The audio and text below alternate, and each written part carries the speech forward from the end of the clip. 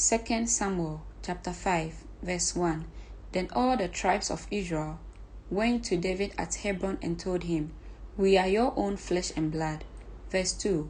In the past, when Saul was our king, you were the one who really led the forces of Israel, and the Lord told you, "You will be the shepherd of my people Israel. You will be Israel's leader." Verse 3. So there at Hebron, King David made a covenant before the Lord with all the elders of Israel, and they anointed him king of Israel. Verse 4. David was 30 years old when he began to reign, and he reigned 40 years in all. Verse 5. He reigned over Judah from Hebron for 7 years and 6 months, and from Jerusalem he reigned over all Israel and Judah for 33 years. Verse 6. David then led his men to Jerusalem to fight against the Jebusites, the original inhabitants of the land who were living there. The Jebusites taunted David, saying, "You will never get in here.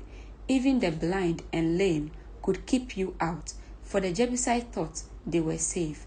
Verse 7. But David captured the fortress of Zion, which is now called the City of David. Verse 8. On the day of the attack, David said to his troops, "I hate those lame and blind Jebusites. Whoever attacks them should strike by going into the city through the water tunnel." That is the origin of the saying, "The blind and the lame may not enter the house." Verse 9. So David made the fortress his home, and he called it the City of David. He extended the city, starting at the supporting terraces and working inward. Verse 10. And David became more and more powerful, because the Lord, the God of heaven's armies, was with him. Verse 11. Then King Hiram of Tyre sent messengers to David, along with cedar timber and carpenters and stone masons, and they built David a palace. Verse 12.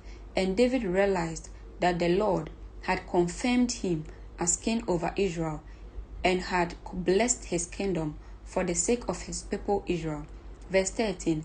After moving from Hebron to Jerusalem, David married more concubines and wives, and they had more sons and daughters. Verse 14. These are the names of David's sons who were born in Jerusalem: Shammua, Shobab, Nathan, Solomon. Verse 15. Eber, Elishua, Naphak, Japhia. Verse 16. Elishama, Eliada, and Eliphelet. Verse 17.